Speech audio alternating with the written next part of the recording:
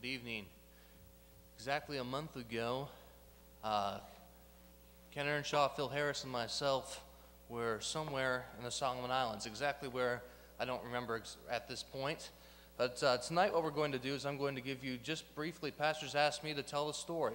What happened, what did we do, and then we'll have technology, Lord willing, and technology is good. I'm getting the thumbs up sign. We'll have about a 15-minute video presentation that Ken Earnshaw has been working very hard on to produce. That'll be coming up after I'm done. Then we'll have Phil Harris give a testimony, then Ken, and I'll come back and wrap things up. Pastor asked me to tell the story, and I took a journal while I was there, which I'm very grateful for.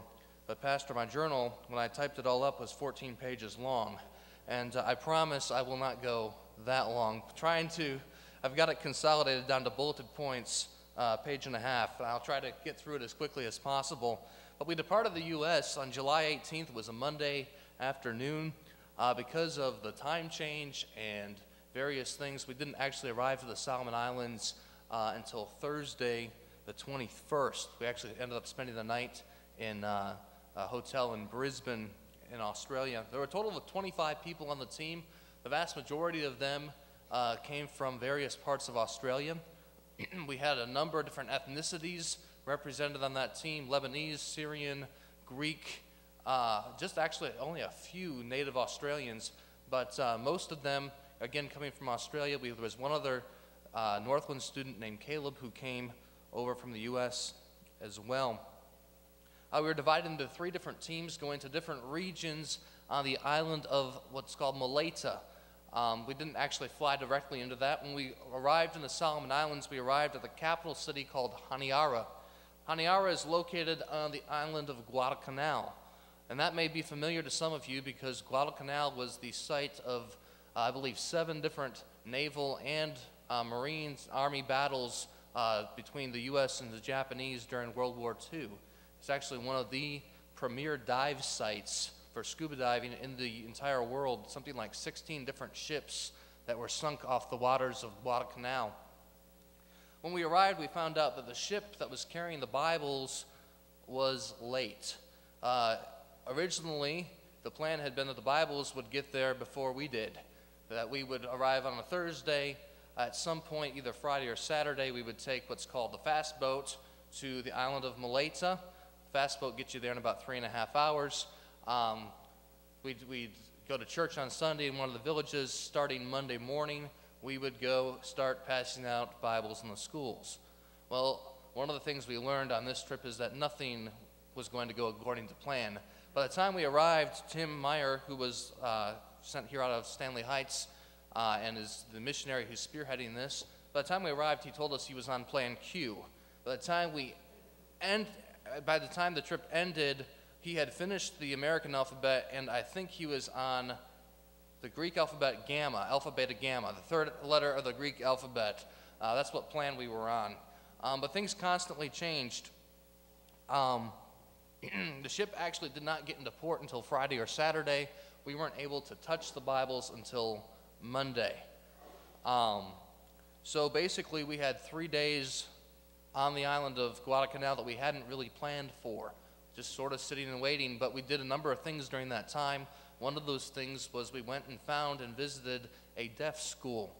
In the Solomon Islands, there really aren't anything such as orphanages because they have what's called a one-talk mentality. Basically, if a child's parents die, the extended family takes care of them. But with the deaf, they really don't know what to do with them, or really don't want to know what to do with them, perhaps. And they are sent to this boarding school to have somebody else take care of them and teach them. And Robert Gunter was with us on this trip, another missionary sent out here from Stanley Heights. He had the opportunity to interact with the faculty there. The students were actually on a holiday, so most of them weren't there, but future contact. He may be going back in a future time and trying to do some help with that deaf school and do some work there. During the time, we also shopped for supplies for the trip and took in the local culture. Again, the plan had been able to take the fast boat on Monday morning. Once we found how everything was going to go, Tim was going to send us on the boat. He'd take care of getting the Bibles on a, for lack of a better term, I would call it a barge. I realize that's technically not what it was, but it was a flat-bottom boat that had its own motor. Anyway, come Sunday night, Tim informed us that the fast boat had broken down.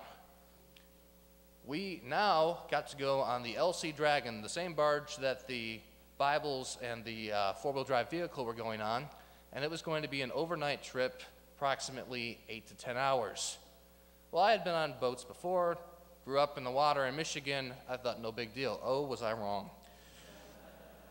Monday came around. We spent most of that day packing, loading up Bibles offloading Bibles from the ship, loading them onto the boat, and worrying about getting the food, the luggage, the 4x4, and 25 people onto the same boat.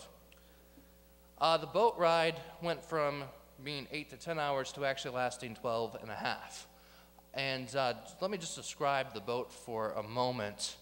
It was the filthiest thing I've ever seen, to put it mildly. What happened is it was the only form of transportation from the island of Guadalcanal to the other islands. Typically, there aren't very many passengers, maybe a couple.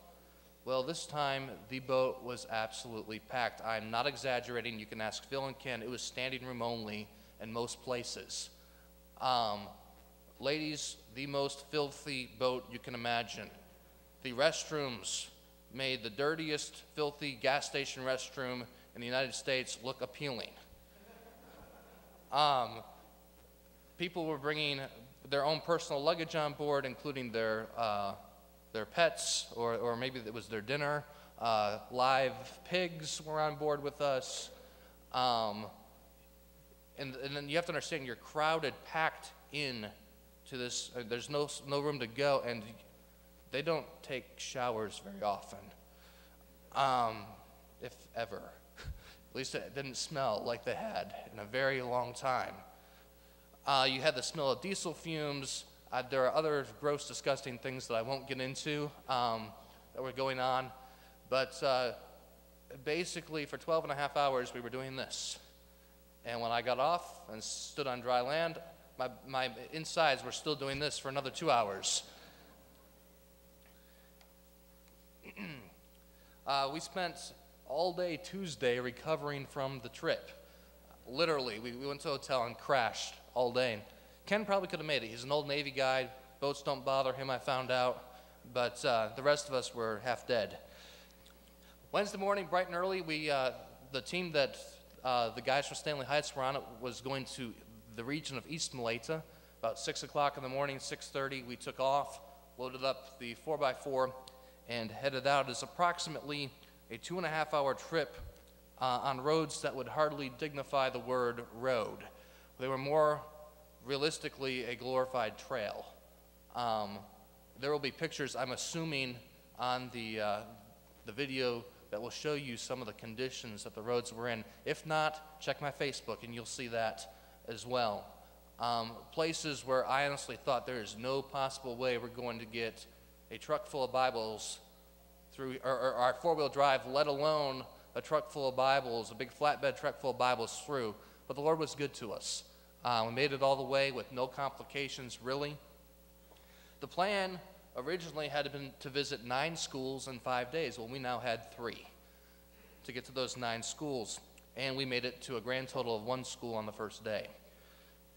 You see, what happened, we found out, is that most of the schools end, they kind of start when they feel like it, and they kind of end when they feel like it. And that's usually somewhere between noon and 1 o'clock that they're done for the day. And they'll start anywhere between 8 and 9, generally speaking. And so we got to 1 school at 10. By the time we got to the second school, it was closed for the day. So the game plan for the second day was that we're going to split the team into 2 groups. We would divide and conquer, and between the 2 groups, we would knock out 5 schools. We made it to 2. Because of the terrain, one group, I was not on this group. I had the easy group, not by any choice of my own, really, but I was grateful. One of the groups they had to take a 45-minute hike into the bush to get to this one particular school. Each had 40 to 50 pounds of Bibles on their backs, and 45 minutes one way turned into about 3 hours. I'll let Phil tell you more about that one later. So we made it to 2 schools the second afternoon. Third day, we split the group 3 ways. There were 10 or 11 of us in the group. We split the group 3 ways, and we actually got to make it to 4 different schools. The final 2 schools they went back and got after we actually left. But the 2 schools that Ken, Phil, and I went to, we were actually on the same team that day, could be reached only by water. And so we got in this little fishing boat, maybe, I don't know, 18 feet long, and at times we're probably a mile out to sea in 3 to 4 foot swells, and Ken was loving it. I was surviving. Not because I was sick, I just wanted to get out alive. That was my concern. But at each school we went to, we would introduce ourselves, someone would give a testimony about their salvation, and then someone would preach. We were actually able to preach the gospel openly. We could do everything but give an invitation. Every single school, all 7 schools that we made it to, the gospel was very clearly preached. We would then hand out the Bibles to high school students and faculty and head to the next place. We only could hand out the Bibles to the high school students because they were the only ones who were really guaranteed to be able to read. And it didn't make sense to give the Bible to somebody who couldn't read it. Because of our numbers, we had to restrict it to that. It was frankly heartbreaking because a lot of times these schools would bring the whole school together and then put on a presentation for you. And you get done and say, okay, we'll dismiss all the elementary. And that was tough. But at the end, when we finished the last school, we headed back to the main port in what was called the city of Auki. It's on the island of Maleta. The next day, headed back to Honiara because of the situation with the boats. It was the only boat leaving town for the next few days, and we did not want to get stuck on the overnight one again. So we've actually got on an alternate fast boat, got back to Honiara. We're there a few days, got to see some of the World War II sites, and then Tuesday afternoon, we headed back to the United States. The whole group in general, the whole group going to Maleta was able to pass out over 13,000 Bibles.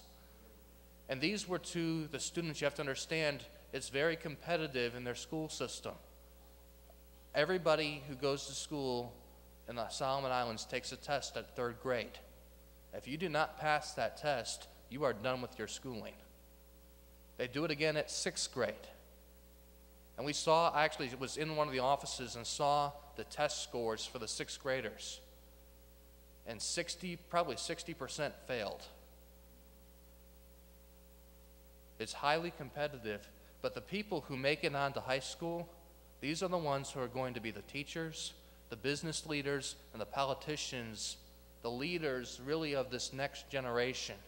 And that's another reason why they were targeted, because we're influencing, giving Bibles to the people who are going to be the movers and shakers 10, 15, 20 years from now.